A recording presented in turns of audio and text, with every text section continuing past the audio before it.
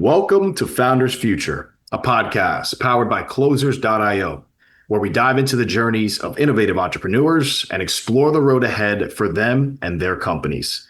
I'm your host, Jay Encarnacion, and in each episode, we uncover the stories behind impactful ventures, the challenges faced along the way, and the strategies driving their future growth. Today, we are thrilled to have Jerry Cahn, the CEO and CLO of Age Brilliantly. Jerry brings a remarkable blend of expertise as a psychologist, attorney, entrepreneur, and professor with decades of experience coaching leaders and contributing to Forbes Business Council. Based in New York, Age Brilliantly, founded in 2017, is transforming how adults plan for and lead fulfilling 100-year lives through its community platform and services like the Academy and advisory coaching. We'll be exploring his founding story, how his business empowers members to thrive, and his vision for scaling this mission-driven venture. So with that being said, let's dive right into it. Jerry, welcome to Founders Future. Thank you. Thanks for inviting me, and thank you for giving me a chance to share great stories with people and hopefully inspiring them. That's it. I love it. I love it. Jerry, take us back to the beginning. For our listeners, if you can, what specific problem in the aging or longevity space really inspired you to start Age Brilliantly? There's two answers to that. And we'll take with the kind of different order. So I also work with Vistage, which is 45,000 CEOs and executives. And I work here in New York at doing that. And when I have nothing else to do with my life, I like to teach, and I teach. And I'm teaching in Shanghai. Wow. And I'm walking along on a Saturday afternoon, and I'm suddenly asking a question I almost never ask myself. I'm a doer. I get things done. I focus on everyone else's needs and make sure I'm meeting them. But once in a blue moon, when there's nothing else around, you get to ask a question you never asked. Are you really fulfilled? Yes. And I stopped and I said, I love what I'm doing. I don't think I could think of too many other things I would rather do. Yeah. But I'm not. I'm missing one thing. What am I missing? So I wanted to build, a long time ago, a company with an incredible culture that could provide incredible service to people and take it public and make it something that's available everywhere around the world. And so I started Brilliant Image with a partner. 15 years later, 5,000 clients later, with all the top Fortune companies, investment banking companies, you name it, that were our clients, turning presentation ideas into presentations in 4 hours or less if we needed to, and making sure that they could be real winners. I built a company with about 50 people who did this 24/7. Wow. And 5 years after we sold the company, we had it for 15 years. 5 years after we sold it, I get a call from one of the people and says, Jerry, we're thinking of having a reunion. I said, no one's really working with each other anymore. You've all kind of gone different ways. It was after the dot-com bust. I said, but it's great. I'll come. And I went there and met my partner, who I hadn't seen in many years. And we were blown away by the fact that 25 out of 50 people showed up to a company that's not been around. Yeah. And so we looked at each other and said, we really built a powerful culture. And I said, that's what I want to do. I want to build one more company that can do all the things I want, impact, make a difference in people's lives, etc., but take it to the next level of also having my own culture. And the disadvantage of what I do at Vistage is it's their culture. It's their company. I needed one more for myself. So the question was, what do I want to do? So what is evergreen? What never changes, what never stops or anything? And so I'm reading the newspapers, and basically there's only one English newspaper that I can read in China. And I'm reading about Japan and Shanghai, and I'm reading in Singapore and everything. Suddenly it dawns on me, longevity is a topic nobody talks about anymore. This is, remember, 2017 still. No one's really looking at it. And yet Asians are living longer, and they're beginning to realize that not everything is wonderful the way you want it to be, because right now we have ageism and we have all of these preconceived notions of what we're going to do. And while longevity is the disruptor to what our world has been like, nobody really sees it. So I came back and I turned to my right-hand person, Judy, and I said, I've got an idea. What if we built a company that does this? And this could be a global company, because longevity says, as long as people are alive, it's going to be alive. What do you think about it? And fast forward a couple of years later, Age Brilliantly gets invented. We decide to take on the establishment. And the really remarkable thing about the change was when our goal was not to be a nonprofit and beg for money, but actually to be a public company so we can make the investors, we can make the members, the ones who are the shareholders who really benefit from it. And as everything changes, they become part of the change. They can see it from both ends. And so that's the goal and what we're doing. And we first thought everyone is going where the money is, so you go after the boomers. And we said, wait a minute, why would we want to wait for people to have messed up 30, 40, 50 adult years by doing things that their grandparents told them to do? Right. When we could start with young people and say, let's just do it for anybody at any point. And so the entry point of when do people come to work with Age Brilliantly is essentially at some point, just like I was that day, stuck. Yeah. And said, you know something, there's more to life than what I'm doing. Maybe my job isn't right, my boss isn't right, my relationship isn't right. Maybe I'm going to not die at 70, but live to 90. And how do I think that out? And who do I turn to for all of that? And Age Brilliantly's I love it. long story. Yeah, but a phenomenal one at that, and a lot of success. So truly an honor and a pleasure having you on the show, walking us through the journey, Jerry. So walk us through the nuts and bolts of Age Brilliantly, especially how you're generating revenue today, especially once our listeners hear this, they could very well want to come and work with you. So what is the core offer that you are bringing to the table? I know you have some advisory coaching, some assessment center tools. What is the exact core offer? How is that structured for your clients? And who is your ideal client that you like to work with? Okay, so let's start with the last part, because one of the things I've learned with the work I do with Vistage and helping many of these companies really thrive is I say, don't talk to me about your product and your services. Let's talk about the customer. What are they really looking for? Where are their pain points, and not the obvious ones, but the things we don't think about. Think about when you're going on a plane. There's a wonderful sheet somebody analyzed that there's 6 different points before you even get on the plane. They can have problems. How do we be able to meet all of their needs in what we do? I run internships, by the way. So my interns are hanging in here and they're all leaving now because it's 5 o'clock here. And so bear with me. So the concept here is community. How do I meet other people who, like me, essentially when they become a member, said, my life's going to change wherever I am, whether I'm 20 or I'm 50 or I'm 80. I have control of my life. I don't have to live a default life that's been defined because the world keeps changing. And as long as it changes, I can change and I can do it. But I need people to talk to. And you don't get the experience, you don't get the expertise from someone who's been an expert for 20, 30 years and has a fantasy in their head that what you can do is retire at 65. And then if you don't like it, try to get back at work after you've already left. Not going to happen. What you have to do is you have to start thinking up front, how do I do long-term planning? And how do I be able to get the right kind of people and expertise to do it? So the particular services are just unlimited in what we're doing in terms of where we see it and where we're growing, but each one's piece of the puzzle. So the right answer to your question is to understand the 5 services we want the community to provide each other with. First one is that we provide information. People just need information to know it better. We had one person on our forum, which we call the exchange, raising a question that she found out she has a gene for dementia. Parents have had it, grandparents have had it. She's in her 20s, is she doomed? Great question. And so one of the people sat down and went through the answer with her to be able to answer that question and said, listen, first of all, no one's doomed because just because you have a propensity from genetics doesn't mean you're going to get it. Second of all, even though to this point, and this was 2 years ago before there were any drugs okayed by the FDA on dementia, that's going to happen down the road because we're learning how. One of the great places of AI will be pharmaceutical technologies, and we'll see it. And between now, when you're 24, and the time you become 84, that's 60 years where our whole world could change. So go have a good time.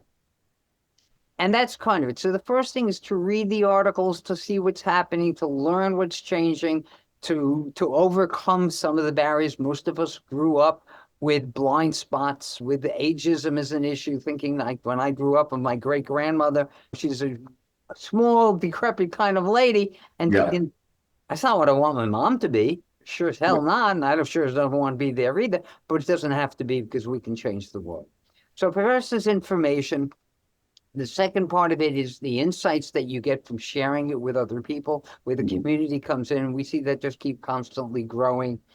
It's inspiration. So what we realized is early on, there's a lot of people who are in their 80s, 90s now who have already defied the expectations. Yeah. We have Ed Schatz, who at 92 starts Harissa, which is a Moroccan spice company sold in 600 stores, and Yankee Stadium.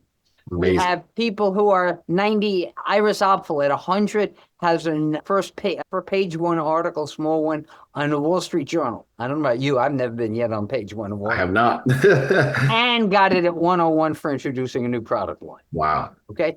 So there are people who've understood what was doesn't have to determine what I will be. And as long as I'm with people like that who reinforce it, remember, we're a function of the people we're with, then I have the energy, the grit, the resilience to be able to get through what I'm trying to do. Amazing. We need tools. How do I know what I am? What if I don't like my job? What else could I do? Where could I come? So we have a tool center full of assessments that you could take and find out more about yourself. Remember Socrates' line, know thyself. It's really what it's all about. And then between you and the information and the inspiration that's there, you should be able to make some decisions. But if not, let's bring in some experts who use an approach we call positive intelligence, which is a very special point of positive psychology about building muscles. So like just going to the gym, it's not just doing the exercise, but it's building muscles. How do you do that in your life? And we encourage a lot of our advisors and our coaches to do that. They're there to help you. Yes. And so that's where that comes in. That's where the assessment center comes in. Actually, I'll give you a leak. We're about to introduce before September something called the Fulfillment Index. And it's a real questionnaire that you take only about 10 minutes to do, but it gives you a sense of where you are now in terms of how fulfilled, what's your identity. But it's even more interesting about it is we see this being no different than a scale. You'll get on it every time you've changed your diet, every time you're working out. So over the year, you had a bad relationship. How are you handling relationships? Maybe I have to be more external than I've been because I'm really an introvert. How do I do that? It's such a talking to people, talking to experts, talking to learning, using the tools to be able to figure it out. And we see it as an ongoing tool, which is part of the vision of where Age Brilliant is going to be, because there's a way in which you can track this over time. And since our goal is to be literally in 2 billion people's, the equivalent of a phone, it'll change. It won't be a phone at some point. But the equivalent of that, 2 billion people in a public company around the world, people are collecting data. That data set that's going to be developed becomes the greatest data set to answer really what does work when you want to change careers. How do you manage transitions? How do you decide whether to marry the rich one or the poor one, and the handsome one or the ugly one, or things like that? All the kind of things we go through in our life. And then the workshops will be expanding from what we're doing now, free ones every Tuesday. We offer a free workshop on a variety of the 20 different topics we address. But what's really incredible, we're going to be creating what we call, code name is called Imagination Land. A way of looking at alternative universes you might be into 5, 10, 15, 20 years from now, and how you could lay it out. And then like scenario planning, make a decision as which way to go. And so planning and the skills to do that and be flexible and change them is an absolute essential of an Age Brilliantly mindset, because the world's going to change. Amazing. I love that. Talk to us about what's working best for you right now, Jerry, as far as acquiring new clients, new members into Age Brilliantly. What channels are most effective for you right now? And do you have a lever that you can pull to have predictability in getting new clients coming in? I wish the answer was yes, because I'm a biz dev guy. Yep. No, not yet. And the reason is we're still a private company.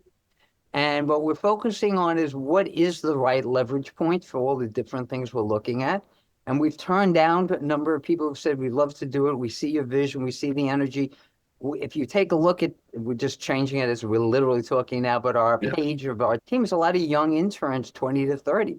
Yeah. We want that kind of energy to see the world of what we're doing, as well as our middle-aged and older people. But if I lock in now, I'm going to lock in too early. And that's one of the things I really understand, because it's changing. So we're focused much more on building the right skills, letting it get out by word of mouth, people coming back and saying, you know something, I've never handled my finances well, and you're willing to teach me a way to have some financial freedom, because with that I can do things. But it's not about having money in the bank. It's Yeah. about having a great life. And so one of the key things that's really been helpful for us, something we call the 8 essentials. There are 8 parts of our life that we all have to deal with, but if we nurture them and grow them, we see the changes. And what's wonderful is to watch them compound. And that's one of the reasons Forbes asked me to get involved, because it's that compounding that we did financially that they focus on. It's just one of 8 ways in which this can compound for people's lives, whether it's purpose, passion, relationships, learning, such. Oh, So our goal is, and it's a straight goal there from, we want to finish the model hopefully in the next year to where we think it's going to be for the next, hopefully, X number of years to go after that. And then from there, open up a second office in a different city, then go to 3 other cities in the United States. So we see a lot of culture differences. Remember, culture was very absolutely. big. Austin, Texas, and Iowa and New Hampshire is not like Florida. It's going to be very different places. But once we've done that, at that point, we can now raise some additional money, probably at that point go public and start offering this in some kind of licensing way in other cities around the world, because every city's got the same problem. It's just at a different stage of the development. And the final part is, which is another reason we're focused on it this way, because of my background being B2B and public policy, I focus on that a lot and realize that we decided correctly or incorrectly in America to make healthcare accessible to people through companies. We need to work with companies. And so we have something called Project Thrive for those people who are interested in working with larger companies that we think is a new way. It's where you actually given the process. It's called synergistic alignment. It's taking 3 variables that are changing simultaneously into account with each other. One is the changes in worker expectations. 50.5 million people quit during the pandemic, during COVID, because they said, I can't stand the way I'm doing what I'm doing, even without jobs. But they knew there was something more. They were stuck and they needed to get out. So that's how we knew the market was going to be there. The second part is demography is changing. Older people want to continue to be productive. They don't want to play pickleball and golf for the rest of their life. They want to be out there doing things, making a difference at 100 or whatever age you're going to be. At the same time, we're having fewer babies. The younger generations are coming in, which means for the very first time, we're going to have in the next 10 years, a very vibrant multi-generational workforce with lots of bosses younger than their workers who have to learn how to deal with, how do I now tell my mother what I'm doing? We've actually gone through a coaching on a case like that, where that became an issue and had to figure out where it's going. And then taking that part with the third, which is changing the entire equation, AI. That's going to change work. So what happens is people for the first time during COVID were saying we want passion and purpose to be part of what we do at work, not just income, not just survival like we had up till 1900s. That's great, but now we can take it to the next level because we're going to get rid of the grunt. We're going to reshape it around. We're going to be more precise. So if you focus on all 3 at one time, which is what Project Thrive wants to do now with companies, it's going to help speed up this whole process. Example. When you and I grew up, we learned our companies saying, I want to spend time with my kids. We're also saying I got to spend time with my parents, and I got to take care of long-term care. So with the sandwich generation is a symbol of just how difficult this is becoming for everybody, and we need more solutions to that. And so we invite anybody who's an expert to become an advisor, whether you're an estate planning lawyer or a financial lawyer or helping people move. Whatever the case is, we give you right now, everything's free. It's a free listing. So you get to do that. People can then come, and when they need more information, they go to an advisor or a coach, because the goal is to help people get unstuck, to unleash their potential for themselves, for their families, for their communities, and through their companies to be able to make it better. I love it. I love it. And I just have one more question for you. The time zoomed on us here, Jerry, and that's going to be, what is the best piece of advice that you can offer to our listeners? First thing that comes to mind before we wrap up the show today, Jerry. So we call it the Age Brilliantly mindset. And actually, there's a lot of parts to it. But the most important one is, if you're going to run a marathon, you don't start and say, I'm going to run. What you say is, I have to run 26.2 miles. I have to pace myself. I have to figure it out. I have to practice. I have to plan. No different. Age Brilliantly says, start off with the assumption you're going to live to 100. With that, how many opportunity years do you have from where you are? So if you're 27 right now, that means you've got 63 years, 73 years in front of you to be able to do whatever you want to do. How do you want to spend those years? Don't think it's just about today and tomorrow. It's long-term. Start planning. We call it life pathing. It's a whole process where you start thinking about it, knowing it's going to change, but knowing you can get there. And that's the main thing. You can do anything you want at any time you want, in any way you want, as long as you're doing some good stuff for people and yourself. But look forward to doing it through your entire life. Peace. I love it. With that right there, ladies and gentlemen, that is going to wrap up another incredibly inspiring episode of Founders Future. And Jerry, just want to thank you so much for coming on the show, sharing your journey and your insights, and clear as day with your passion, your charisma, your drive, your intelligence, why you've seen so much success and why that success will continue to follow you. So truly, it was an honor and a pleasure to have you on the show today, Jerry. And to our listeners, if you enjoyed this episode, don't forget to subscribe to Founders Future wherever you listen to your favorite podcasts, and check out Age Brilliantly at agebrilliantly.org to join their free community and explore resources like their assessment center. Also follow Jerry on LinkedIn at linkedin.com/in/Jerry Cahn. For more resources and insights, you can visit us at closers.io, where we are dedicated to helping businesses accelerate their growth through trained appointment setters and world-class marketing systems. Until then, keep climbing, and we will see you on the next one.